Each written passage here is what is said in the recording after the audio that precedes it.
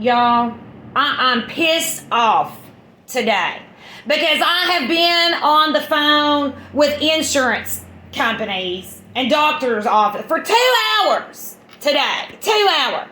This is the health care we get in the United States.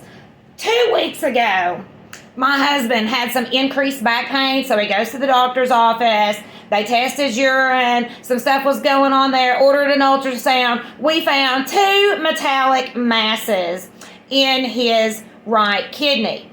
So naturally, the doctor would order further imaging. Keep in mind, my husband has been in excruciating pain for the past 2 weeks, okay? So I'm on the phone, and I find out the insurance company has denied the claim for a CT scan, okay? And because we need proof of 6-week treatment. Now, what nobody seems to be able to tell me is how are we supposed to treat this when we don't even know exactly what it is and how to treat it because y'all won't approve the fucking scan. Makes no logical sense. Like who makes this decision? I need to find this out. But you spend half your day on the phone with these people. Because seriously, who made this decision? Because you need to be fine from a medical standpoint, from a licensed nurse, your decision makes no logical sense. What?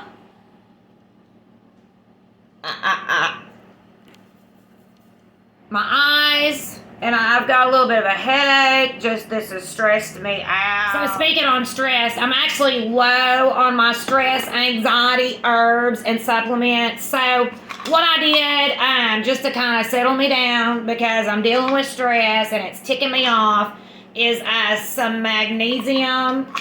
This is actually the malate, and some holy basil.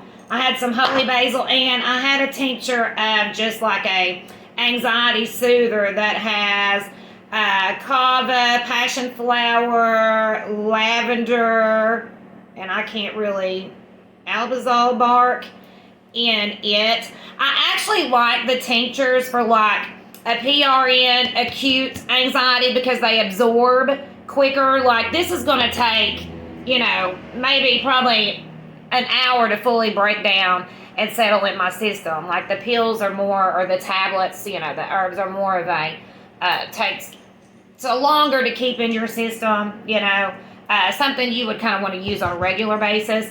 So I would love to have, I'm having a hard time finding holy basil tinctures.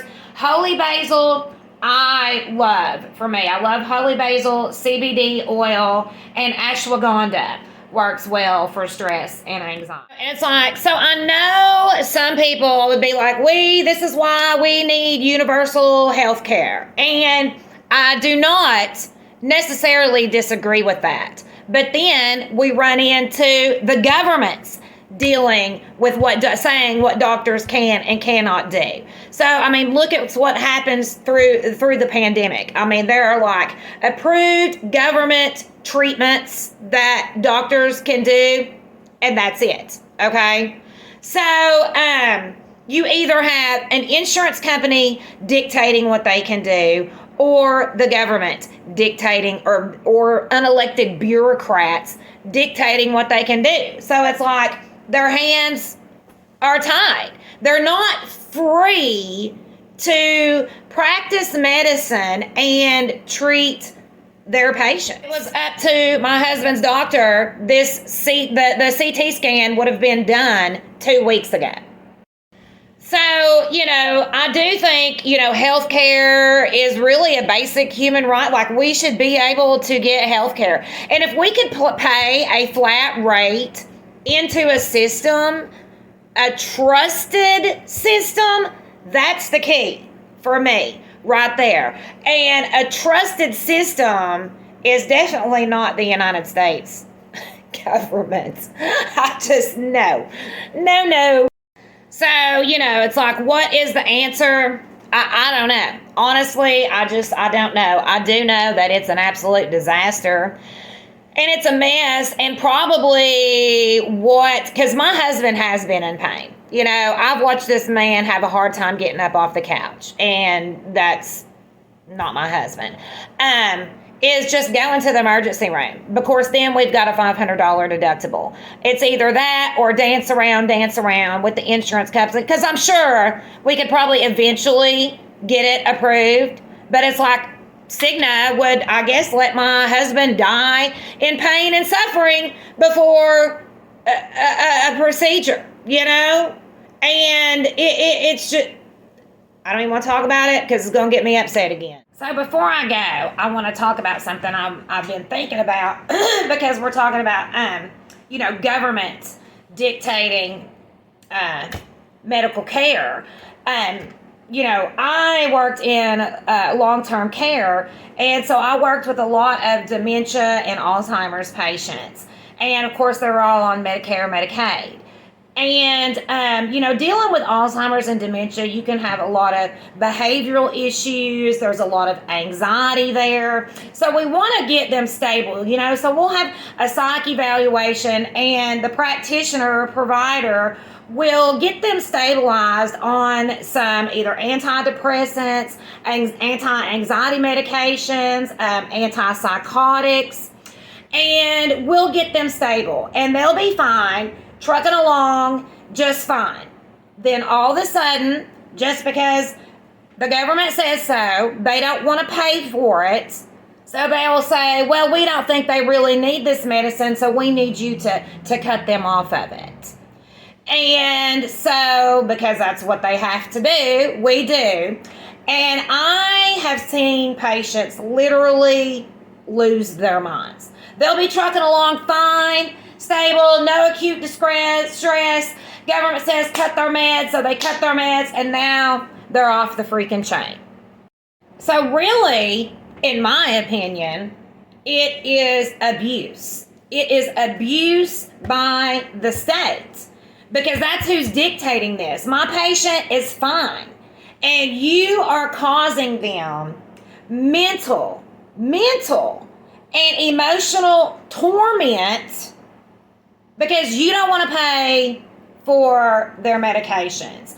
It's completely unethical, in my opinion. A lot of times, if you have a good nurse who takes the time to document, key factor there is time, because nurses, we're so short-staffed. We are so short-staffed. That's a whole other video, okay?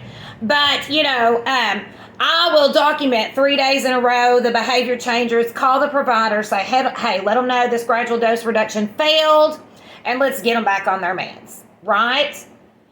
But I have never seen, my clinical observation, I have never seen a patient get back to 100% where they were before they cut their meds. And it's really sad, and it really pisses me off.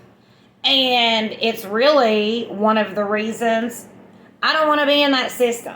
A lot of nurses have got to just where our moral conscience is just not letting us do certain things.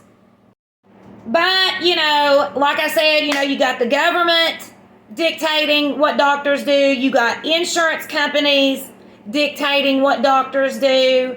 So, I don't know what the answer to this is. Because really, in my opinion, the best medical care you're going to get is from a doctor who does not take insurance or Medicare, Medicaid, any of that. Because they can't tell them what to do. But of course, you got to have money. We got to have money for that. So, and that's not fair. It's not fair that some people can get better medical treatment because they can afford it. So like I said, I don't know what the solution is. Let's talk about it. What do you guys think? Drop it in the comments. So, before I go, a quick update on my husband. He's actually doing a lot better right now because today at work he was able to pop his back and he said that eased off a lot of the pain that he's been having. What we think is going on, or his doctor thinks is going on, is my husband has had 3 spinal surgeries, okay? So they're thinking that some of the hardware in his spine has come loose and gotten lodged in his kidney, okay? Like, who does that happen to? That's crazy in itself. But that's what we think is going on. And he's definitely not having as much pain right now. So it looks like we won't go to the emergency room. And hopefully his doctor can do the peer review with the insurance company and get it all worked out from there.